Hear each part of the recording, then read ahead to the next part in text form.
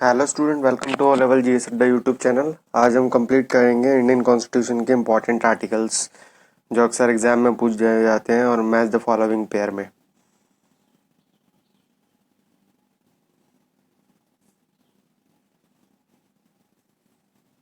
सब नहीं पढ़ेंगे, सिर्फ इम्पोर्टेंट आर्टिकल ही पढ़ेंगे जो एग्जाम पॉइंट ऑफ व्यू से आते ही आते हैं।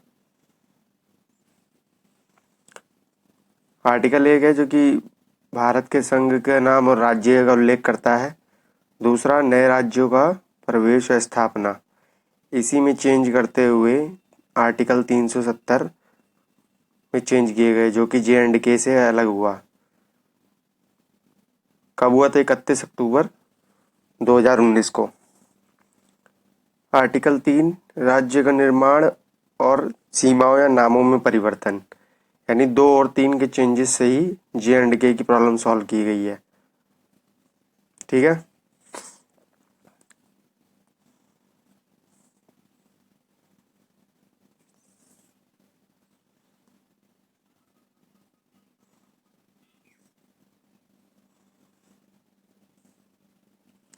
आर्टिकल 12 है ये जो आपका राज्य की परिभाषा।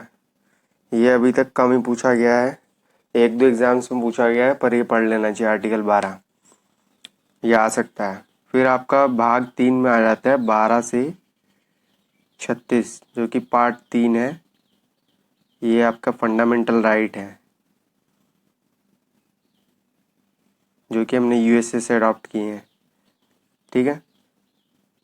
राज्य की परिभाषा। 13 है मूल अधिकारों का असंगत या अल्पीकरण करने वाली विधियां। इसी को जुडिशियल रिव्यू का भी आधार बनाया जाता है, या पीआईएल का।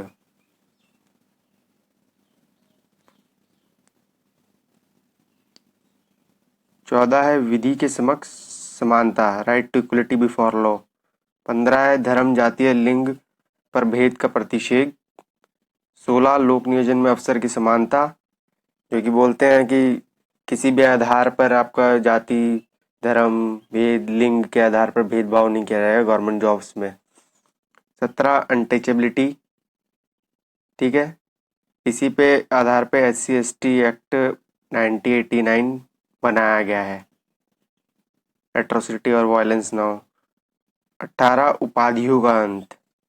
कोई भी उपाधि मतलब किसी भी प्रकार की नहीं दी जाएगी, वो वाली उपाधियां नहीं जो आर्मी रैंक वगैरह में चलती हैं, ये एक्सेप्शंस हैं। किसी भी प्रकार की उपाधि जो होगी, जैसे नाम के आगे सर लगना, इस टाइप की ये चीज़ें जो दर्शाती हैं, इसका अंत किया जाएगा, क्योंकि इसे ब्रिटिश मानसिकता कहीं ना कहीं दर्शाती है जिसमें भारत उपनिवेश था। 19वां आर्टिकल अक्सर न्यूज़ में रहता है, ये वाक की स्वतंत्रता। ये कई बार आया, पूछा गया है। फिर 20 अपराध के दोष सिद्धिकरण के संबंध में संरक्षण। एक अपराध के लिए जैसे कि एक ही बार दिया जाएगा दंड, बार बार नहीं। 21वां प्राण और दैहिक स्वतंत्रता। ठीक है। 21A, ये कई बार ये पूछ गया है। जो 6 से 14 साल के बच्चे होते हैं उनका फंडामेंटल राइट है कि स्टडी, उनका शिक्षा का अधिकार है।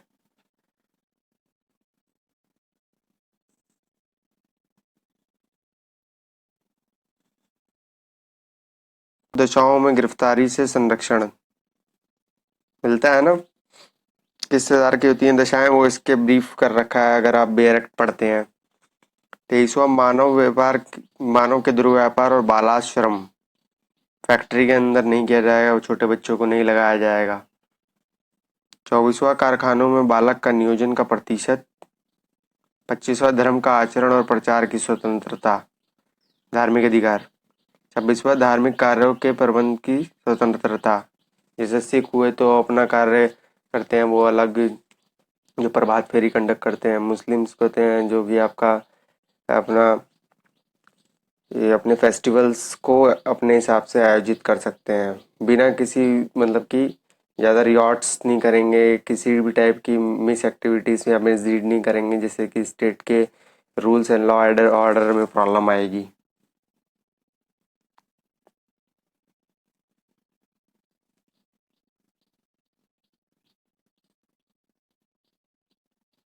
उनतीसवां अल्पसंख्यक वर्गों के हितों का संरक्षण। अनुच्छेद 30 शिक्षा संस्थाओं की स्थापना और प्रशासन करने का अल्पसंख्यक वर्गों का अधिकार। देखा होगा आपने कि कई सारी एजुकेशनल इंस्टीट्यूशंस बॉडीज किसी रिलीजियस नाम से चलती है, जैसे कि खालसा कॉलेज हो गया, फिर आपका इसी टाइम मौलाना आज़ाद कॉलेज हो गया। तो कुछ भी रिलीजियस एक्टिविटीज़ से जोड़ के उनको चलाने की स्थापना कर दिया गया अधिकार। आर्टिकल 32 अधिकारों को परिवर्तित कराने का उपचार। इसी को बोला था डॉक्टर B.R. अम्बेडकर ने, बोला था ये संविधान की सोल है, आत्मा है। ठीक है, अगर ऐसे नॉर्मल क्वेश्चन आए कभी एग्जाम में कि संविधान की आत्मा क्या है, तो प्रस्तावना है। ठीक है, जिसमें लिखा गया we the people of India.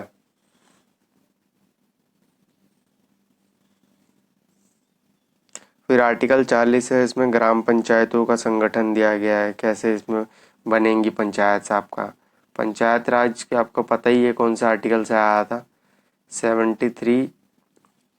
इसमें अमेंडमेंट किया गया था, तो इसको कॉन्स्टिट्यूशनल दर्जा मिला था। इसके ऊपर समितियां आई थी, बलवंत राय समिति आई थी सबसे पहले। ठीक है, फिर अशोक मेहता आई थी, फिर LM सिंह भी आई थी।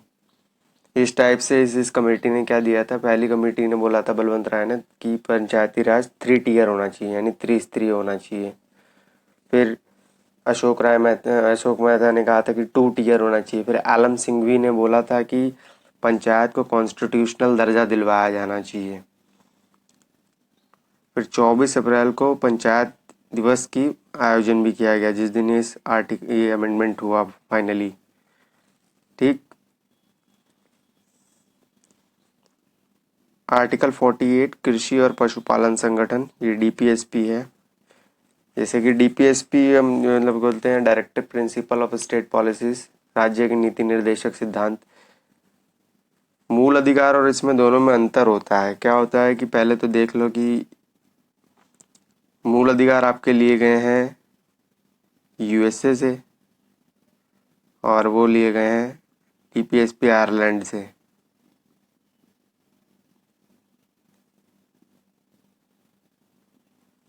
ठीक है,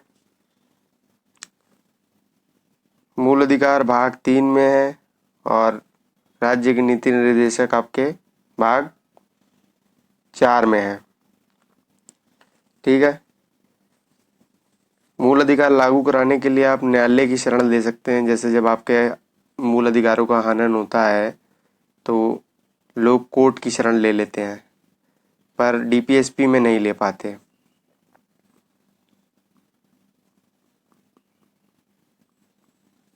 इसमें नहीं जाएंगे कोर्ट, इसमें ही जा सकते हैं। ठीक है,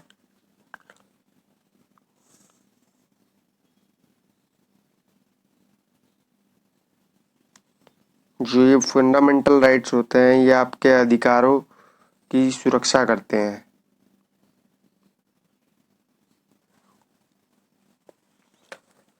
और ये जो DPSP होते हैं, ये समाज की भलाई के लिए होते हैं,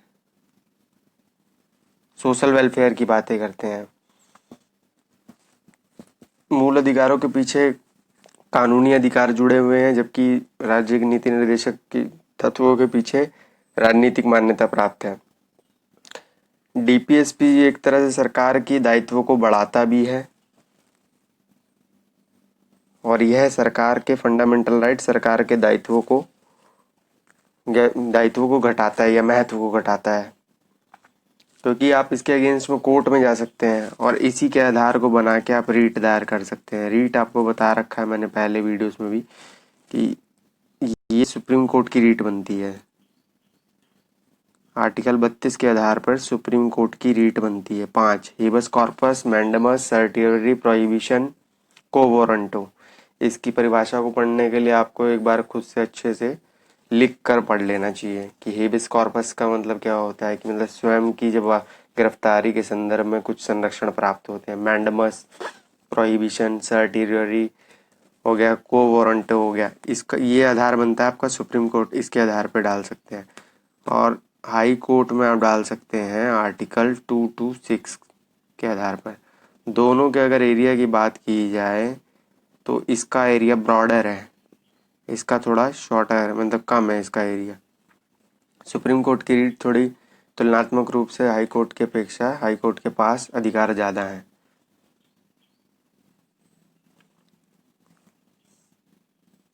फिर 48A पर्यावरण वन और वन्य जीवों की रक्षा, ये बहुत ज़रूरी है। डीपीएसपी के अंदर कई question almost match the following में ही आएंगे आपको, कि यहाँ पे आर्टिकल्स दे देगा और साइड में उसके दे देगा कोटेशन, क्या पूछा है, कौन से आर्टिकल में कौन सी बात कही है। 49 राष्ट्रीय स्मारक स्थानों और वस्तुओं का संरक्षण। 50 कार्यपालिकाओं से न्यायपालिकाओं का पृथक्करण, ये बहुत ज़रूरी है आर्टिकल 50। इसमें कार्यपालिका और न्यायपालिका के अधिकार क्षेत्र बताए गए हैं। अनुच्छेद 51 अंतर्राष्ट्रीय शांति और सुरक्षा, ठीक है, जब हम इंटरनेशनल रिलेशन किसी भी देश से बनाते हैं तो उसका आधार बनता है ये। 51 ये मूल कर्तव्य सभी को पता है कि 1976 42 अमेंडमेंट से इसको ऐड किया गया।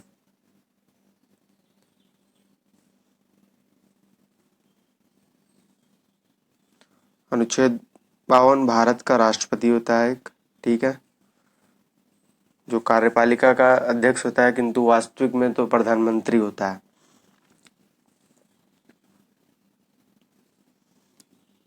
राष्ट्रपति का निर्वाचन 54 और 57 पुनर्विचन की मतलब री इलेक्ट हो सकता है वो आफ्टर टेन्योर, उसका 5 साल का टेन्योर खत्म हो गया, दोबारा वो निर्वाचित हो सकता है। मैक्सिमम एज का कोई यूज वो नहीं है, राष्ट्रपति का नहीं है, और मिनिमम उसकी 35 होनी चाहिए एज।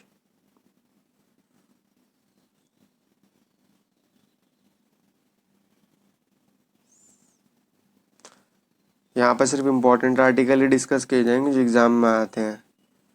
ये राष्ट्रपति में महाभियोग चलाने की प्रक्रिया, अभी तक किसी भी राष्ट्रपति में महाभियोग नहीं चलाया गया है।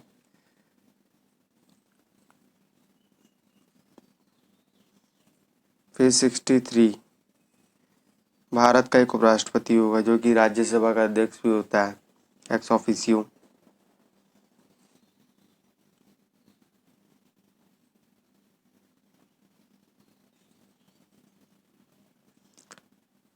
क्षमादान की शक्ति राष्ट्रपति के पास और राज्यपाल के पास राज्य में होती है क्षमादान की शक्ति।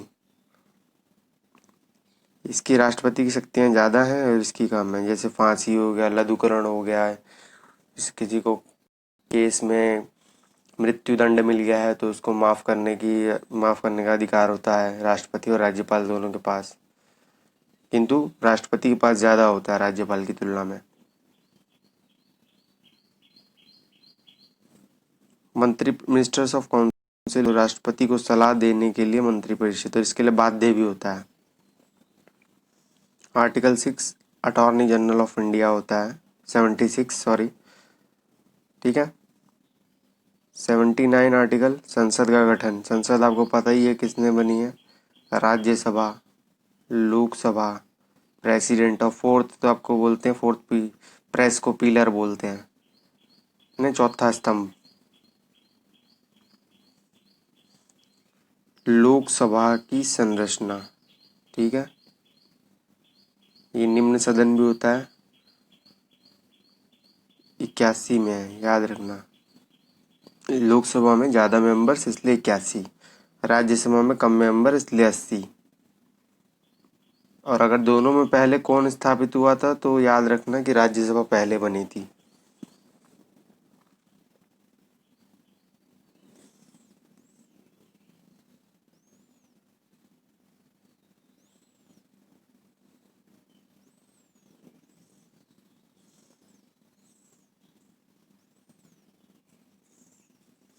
आर्टिकल 100 संसद में मतदान की रिक्तियों के होते हुए भी सदनों के कार्य करने की शक्ति और गणपूर्ति, जैसे गणपूर्ति होती है 1/10, सदन में इतने मेंबर होंगे तभी कार्यवाही चलेगी।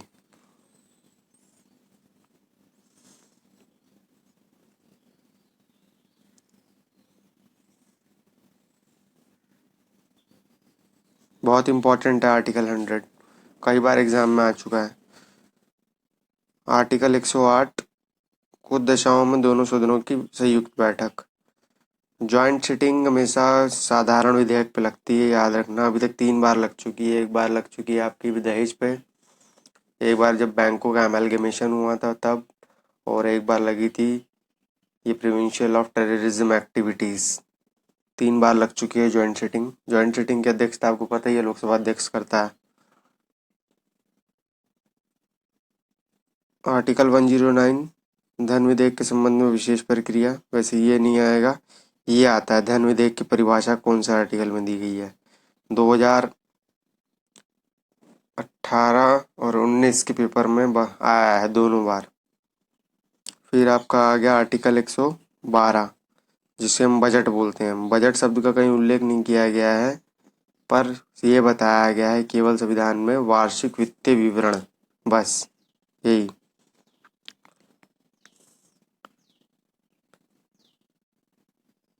अनुच्छेद 123 राष्ट्रपति की अध्यादेश शक्ति, ठीक है। 123 अगर राष्ट्रपति की हो जाती है तो उसी को अपोजिट कर दो तो ये राज्यपाल की बन जाएगी 213, ठीक है। इसी प्रकार ये है उच्चतम न्यायालय की स्थापना बोलता है 124 आर्टिकल। तो 124 सुप्रीम कोर्ट की स्टैब्लिशमेंट बोलता है, तो इसी को 214 कर देंगे तो ये हाई कोर्ट बन जाएगा। आगे हम देख लेंगे, है ना। ये दो चीज क्लियर हो गई, 4 आर्टिकल याद हो गए इसी में।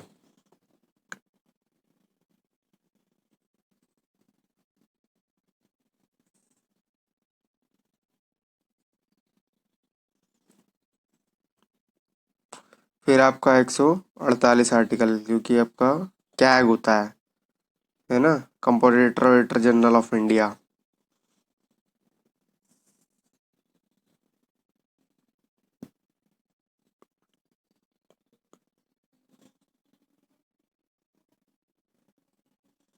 ये आपका आ गया फिर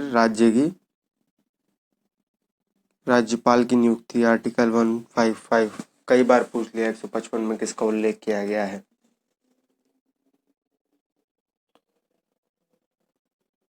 केवल मेन मेन इम्पोर्टेंट ही यहाँ पर डिस्कस किए जाएंगे और कुछ नहीं, क्योंकि पढ़ने को बहुत सारा कंटेंट है। 170 हर राज्य की एक विधानसभा होती है, ठीक है। पर यहाँ पे पूछ लिया यूटी दिल्ली की विधानसभा, तो वो याद रखना 69 अमेंडमेंट से आई थी। फिर यहाँ पे विधान परिषद की संरचना, जैसे द्विसदनी होती है ना, केंद्र में ऐसे लोकसभा है, राज्यसभा है, ऐसी राज्य में अगर द्विसदन, अगर राज्य चाहे उस बनाना तो द्विसदन बना सकता है, 2 सदन। एक होगा विधानसभा लोअर हाउस, अपर हाउस होगा विधान परिषद। इसका अच्छे से पढ़ लेना, इसमें रेशो बनता है 1/6, 1/6, 1/12, 1/12, 1/3। इसके कॉम्पोजिशन से पूरी विधान परिषद बनती है, ठीक। 171 में उल्लेख है।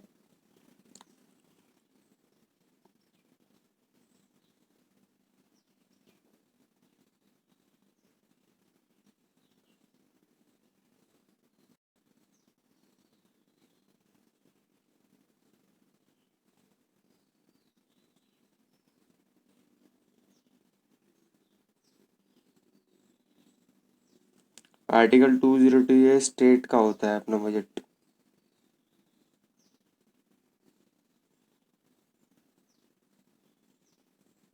देखिए आ गया ना। 213 को विधानमंडल में अध्यादेश स्थापित करने की राज्यपाल शक्ति, 123 किसकी है, राष्ट्रपति की है। 213 बन गई ना राज्य की, 214 बन गया ना उच्च न्यायालय, हाई कोर्ट।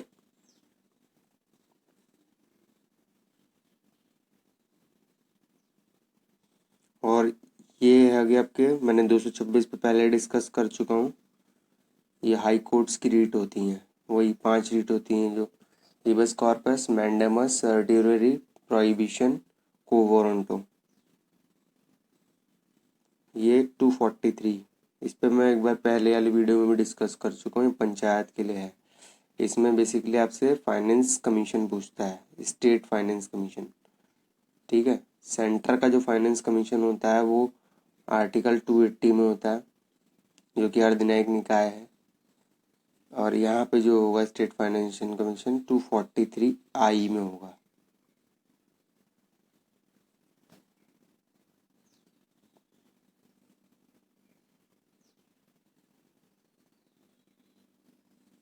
248 में जो शक्ति हैं हमारी, जो केंद्र के अधीन पास होती हैं, जैसे राज्य के विषय होते हैं, फिर केंद्र के विषय होते हैं, फिर अवशिष्ट होती हैं। अवशिष्ट ये समवर्ती जो सूची होती है उस पर बात कर रहा हूँ मैं। समवर्ती जो कॉन्करेंट लिस्ट जिसे हम बोलते हैं इंग्लिश में, दोनों के एरियाज के छोड़ने के बाद जो लिस्ट बचती है उसे कॉन्करेंट लिस्ट बोलते हैं। उस पर भी प्रायोरिटी सेंट्रल गवर्नमेंट के पावर पे ही दी जाती है। केंद्र सरकार की अपनी शक्ति होती है, वो उसे स्थापित करती है कार्य को, या विधायक व विनियम में कानून बनाती है।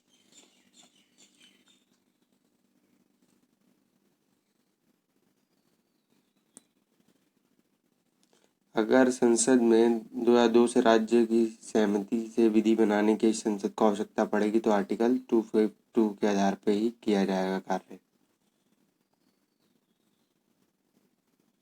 आर्टिकल 263 का कई बार पूछ लिया गया है, अंतर्राज्यीय विकास परिषद का गठन। ठीक है। 2666 ये होता है आपका कंसोलिडेटेड फंड। ये आपका होता है कंटिजेंसी रिजर्व 267। ठीक है। 263 आपका हो गया अंतर्राज्यीय विकास परिषद, जो केंद्र राज्य संबंध को मजबूती के लिए स्थापित की जाती है।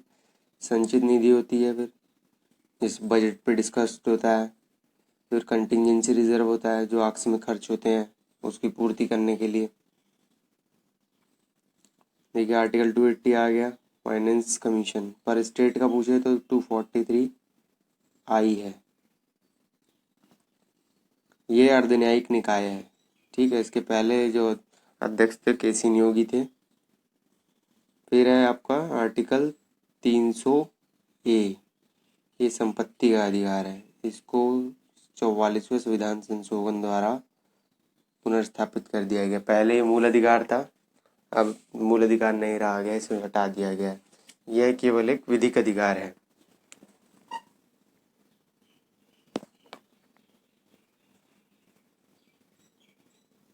ये आपका 310 है, संघ व राज्य की सेवा करने वाले व्यक्ति की पदावधि। जो सिविल सर्विसेज के जो सिलेक्टेड कैंडिडेट्स होते हैं आफ्टर ड्यूरिंग जॉब, उनकी जो होती हैं चीज़ें इसमें दिया गया है उल्लेख। राइट टू प्रॉपर्टी याद रखना।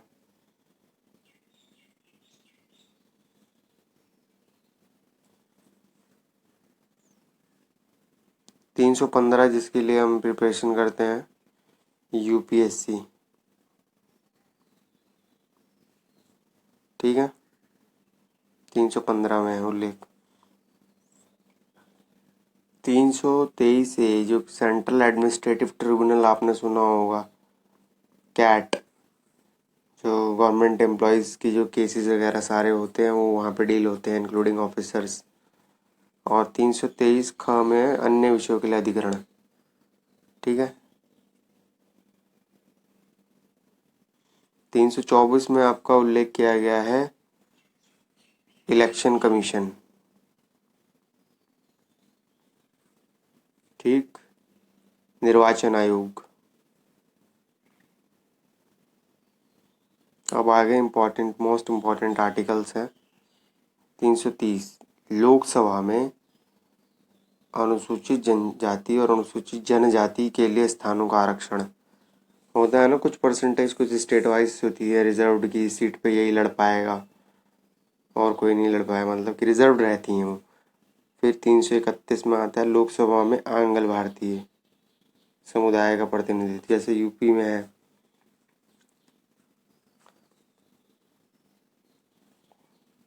330 में याद रखना कि लोकसभा में बताया गया है, और 331 में लोकसभा में आंग्ल भारतीय हैं। फिर 332 में राज्य की विधानसभा में अनुसूचित जाति अनुसूचित जनजातियों के लिए स्थान आरक्षण। 332 इन 4 आर्टिकल को तो बहुत अच्छे से कर लेना था यार। 333 राज्य की विधानसभा में आंग्ल भारतीयों का समुदाय का प्रतिनिधित्व, जैसे 400 होते हैं विधानसभा में यूपी की, देखा होगा आपने, प्लस एक आंग्ल भारतीय, तो ये वही आर्टिकल है।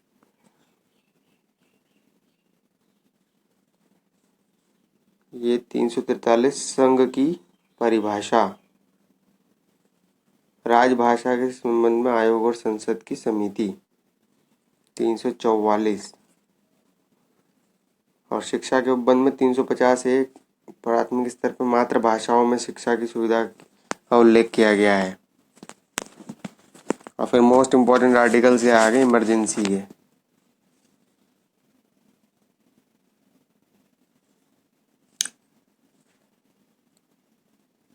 आपात की उद्घोषणा का प्रभाव 352, 356 राज्य में संवैधानिक तंत्र के विफल हो जाने की दशा में उपबंध, 360 वित्तीय आपात। इसका उल्लेख किया गया है भाग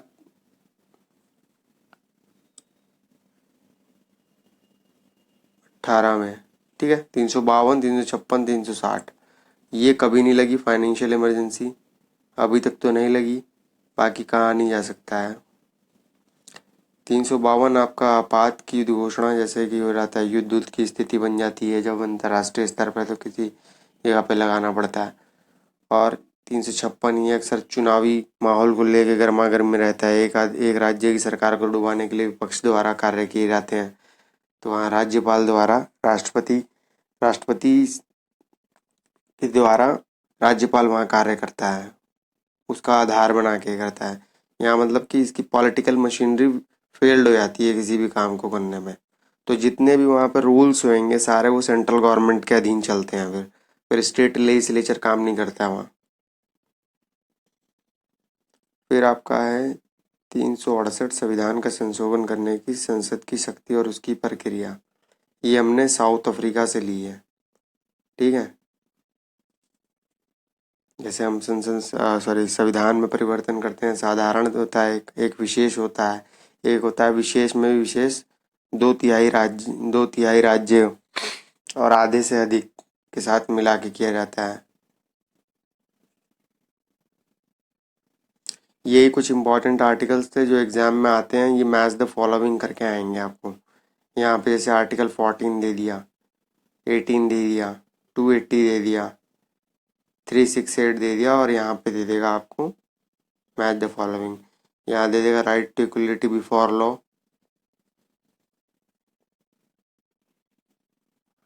यहाँ दे देगा आपको उपाधियों का अंत,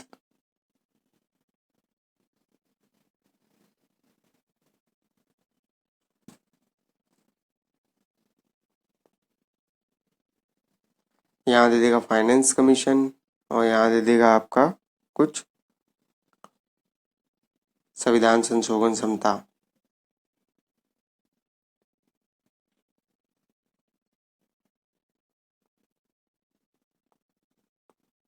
उनमें मिलाने के लिए देगा, जैसे ये से मिल रहा है सही है तो ऑर्डर पकड़ने होंगे ABC क्या सही है, इस टाइप से ये। और छोटे मोटे एग्जाम में तो सिंगल ही पूछ लेता है कि 21 में क्या उल्लेख किया गया है, 28 में क्या है, 32 क्या बोल, उसमें भी बहुत इजीली आते हैं। सिर्फ इम्पॉर्टेंट आर्टिकल्स और उसने क्या बोला, क्या है, किसका उल्लेख है। बड़े एग्जाम्स में क्या होगा कि जैसे फाइनेंस कमीशन पूछ लेगा कि किस टाइप की बॉडी है, टाइप पूछ लेगा, कौन से आर्टिकल में है। ठीक है, पहला अध्यक्ष क्या ये थे, निम्नलिखित में से कौन सा सही है, कौन सा गलत है। तो इन सेल्फ चैप्टर में ये बस छोटा छोटा सा टॉपिक होता है, इसको कर लेना चाहिए। बाकी ब्रीफ में पढ़ने पे हो जाती हैं आपकी प्रॉब्लम सॉल्व हो जाती हैं। मतलब गो थ्रू लक्ष्मीकांत से अगर हो सके एक बार, आप स्टेट PCS दे रहे हैं UPSC पर, छोटे एग्जाम के लिए तो भाई सीधा सीधा आर्टिकल उठाओ और रट लो किसमें क्या बोला है। ठीक है, नेक्स्ट वीडियो हम लोग जल्दी लाएंगे कुछ अलग डिफरेंट टॉपिक में 1000 सीरीज को कंटिन्यू करने के लिए। Thanks for watching this.